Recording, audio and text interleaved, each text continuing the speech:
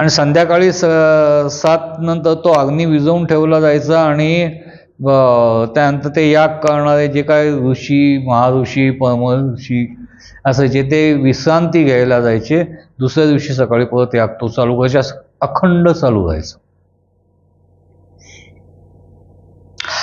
आता तुमच्या घरात असा एखादा तरी याग तुम्हाला झालेला आठवतोय का? नाही.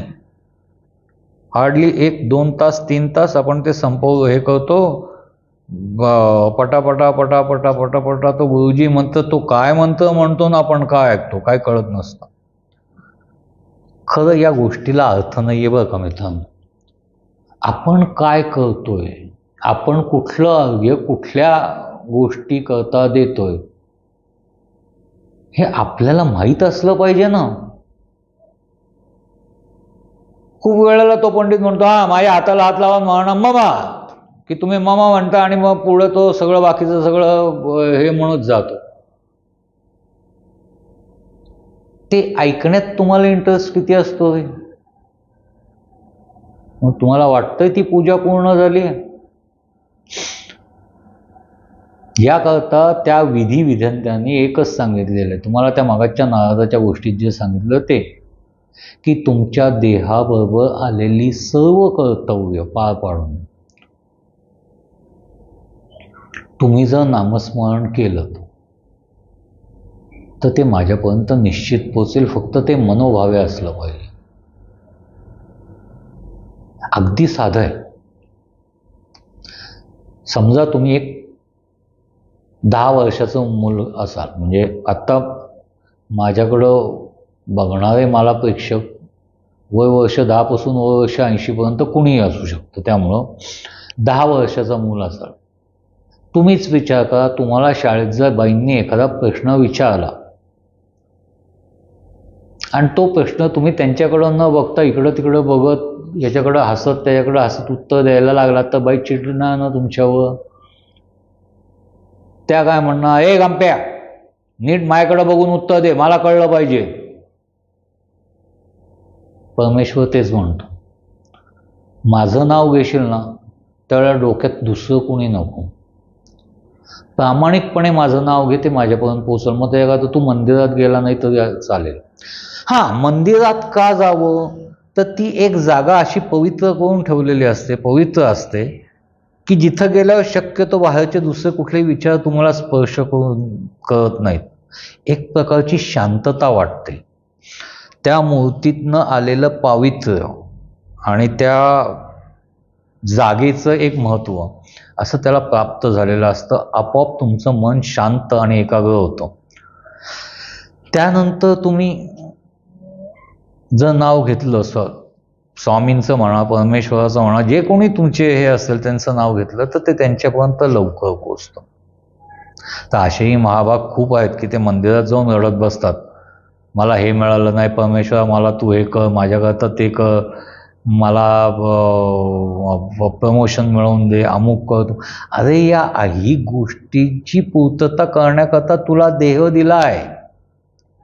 त्या देहाला आवश्यक असलेले 2 डोळे, 2 पाय, 2 कान, 2 नाक, 1 नाक, 2 हात, हे सगळं दिलेलं आहे. ॲडिशनलमध्ये मेंदूही दिला आहे, तो तुला दिसत नाही पण असतो. ते विचार करून त्या पद्धतीनं तुझ्या ध्येयाच्या दृष्टीनं तू मार्गक्रमण करून विजय मिळव ना. त्यातही तू परत त्याला कशाला बैठीला धरतो? तिथं ज्या वेळेला जाशील, तू बाहेर पडल्यावर 4 वेळा म्हण परमेश्वराला लक्ष ठेवू दे. तिथं ज्या वेळेला जाशील त्यावेळेला सायुज्य एकरूप हो. त्याला प्रेमभराने नमस्कार कर, त्याला काही मागू नको. त्याला सांग की जगन्नियंता तू आहेस, मला कसं हलवायची ही जबाबदारी तुझी आहे, तू ठरव माझ्या झोळीत काय टाकायचं आहे ते. आणि मग तिथं शांतपणे बसून तुम्ही 5 मिनिटं जरी प्रार्थना केलीत,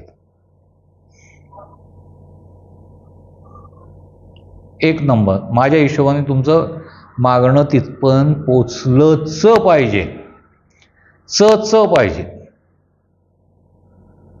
हा, तुम्ही 20 वर्षाचे आहात, तर मी तेच सांगेन तुम्हाला की आत्ता कुठल्याही नटीचा विचार करण्यापेक्षा ज्या वेळेला तुम्ही परमेश्वराचा धावा घ्याल त्यावेळेला सगळ्या नट्या डोक्यातनं बाहेर काढून टाका. नट किंवा नाट्य म्हणजे आता तुम्ही स्त्री आहात का पुरुष आहात हे मला माहीत नाही म्हणून. हेच नारदाला विष्णूंनी सांगितलं की तो तेलाचा थेंब सांडतोय का नाही बघू नको. माझं नाव घेत राहिला असता तर तो एखादा थेंब जरी पडला असता तर फारसं बिघडणं नव्हतं घड्यात. नाही, घड्यातलं तेल किती आहे, कुठे आहे, काय त्याचा उपयोग आहे तुला काही माहिती आहे का? त्या तेलात मी पुऱ्या तळणार आहे का तेल वाटून टाकणार आहे का ते माझ्या याला मूर्तीच्या समोरच्या समईत टाकणार आहे तुला काय माहिती आहे? त्या तेलाचा उपयोग तुला माहीत नाही, ते तेल कशा करता दिलंय ते तुला माहीत नाही. तुला फक्त गडा सांभाळून पुढं नेऊन गोल फिरून यायला सांगितलं तर तू त्या तेलावर लक्ष नको केंद्रित करू, तू माझ्यावर लक्ष केंद्रित कर. तू करत असलेलं प्रत्येक कृत्य ही माझ्या देहाची गरज आहे असं मानून केलं आणि जर समजा तू परमेश्वराशी एकरूप झाला, माझ्या हिशोबाने तुझा मुक्तीचा मार्ग मोकळा झाला. हा, आता समजा तू 40 वर्षाचा अधेड स्त्री किंवा पुरुष आहेस, काही तुझ्या ऑफिसमध्ये आणि घरात तणाव चाललेले आहेत,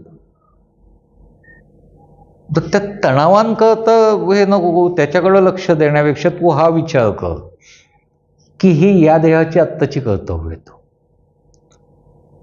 मी कधीतरी कोणाला तरी असं तणावात ठेवलेला असणार आहे, त्याचा परिणाम म्हणून मी आज हे फेडतोय. बरं झालं मी आत्ता हे फेडतोय, हे फिटल्यानंतर मला मोक्षाकडे जायला मार्ग रिकामा होईल. तर ते तुला जास्त फायदेशीर ठरेल. जे कोणी तुझ्याशी वाईट वागलंय त्यालाही ब्लेम करू नको. कधीतरी त्या आत्म्याशी मी असं वागलो असेल म्हणून तो आत्मा माझ्याशी असं वागतोय म्हण आणि विषय सोडून दे. तू एकरूपतेच्या जवळ पोहोचला. आता हे मलाही जमतं असं मी म्हणणार नाही, काही काही वेळेला मीही चिडतो. त्यात जे सांगितलंय ते मी तुम्हाला सांगतोय. मी कोणी ह ब प नाही. आजकाल हवपचा अर्थच झाला हळूच भलतीकडं पळणार आहे. तोही नाही, मी भलतीकडेही पळत नाही आणि सलतीकडेही पळत नाही. हां, एक आहे जे आहे, जे मी ज्ञान म्हणजे जे मी वाचनाने मिळवलेलं आहे ते मी तुम्हाला सांगतो. त्यानंतर तुम्ही समजा 50 ते 60 याच्या दरम्यान असाल, कुठंतरी निवृत्तीचे वेध लागलेले असतात, कुठंतरी ऑफिसमधली IAS पोस्ट मिळवायची असते, कुठंतरी सगळ्यांवर धाकधापाशा दाखवायचा असतो, कुठंतरी मी कसा मोठा, काही गरज नाही आहे. परत एकदा मी तुम्हाला तेच सांगतो की या देहाची जी कर्तव्य तीच करायची, ती पूर्ण करून बाहेर पडा आणि फावल्या वेळात तुम्ही नामस्मरण करताना मात्र बाकीचे कुठलेही विचार डोक्यात ठेवू नका. सहज शक्य होणार नाही, पण प्रयत्न केलात तर जरूर जमणार. हां, मी तुम्हाला उगाच मोठमोठं करायला सांगत नाही. एवढ्याच करता की प्रत्येकाला ते काय मंत्र वेद हे ते पाठ असतात अशातला भाग नाही. साधी सोपी गोष्ट आहे. आपल्याला जो आवडतो त्या देवाचं नाव घेऊन त्याला नमस्कार करायचा. काही नाही, समजा तुमचा जेजुरीचा खंडोबा तुमचं कुलदैवत आहे, जय मल्हार जय मल्हार म्हणा. आई तुळजाभवानी आहे तर आई तुळजाभवानी प्रसन्न, आई तुला माझा नमस्कार. एवढं जरी नामस्मरणात तुम्ही घेतलं, सगळ्या यांचं करता करविता विष्णू आहे तर त्याचं नाव घ्यायची तुमची इच्छा झाली तर ओम विष्णवे नमः विष्णवे नमः विष्णवे नमः एवढं जरी म्हणलं तर प्रत्येक शास्त्राचे आणि प्रत्येक गोष्टीचे बीज मंत्र वेगळे, तर तेवढं काय मी तुम्हाला सांगत बसणार नाही, तेवढी माझी पात्रता नाही. पण अगदी सोपं तुमच्या म्हणजे काही ठिकाणी आपण असं म्हणतो की माझी कुलदैवत किंवा कुलस्वामिनी जी काय असेल ती तुमची मूळ आराध्य दैवत असतात. कुणाला स्वामी समर्थ आवडतात, कुणाला गोंदवलेकर महाराज आवडतात. जे तुम्हाला शेगावचे गजानन महाराज आहेत, गाणगापूरचे स्वामी आहेत, तुम्हाला जे आवडेल ते, पण एकरूपतेनं घ्या, पोचाल त्यांच्यापर्यंत. नुसतं पोचाल नाही, तुम्हाला अनुभव येईल की अडचणीत ते धावत मदतीला येतात. बघा, करून तर बघा.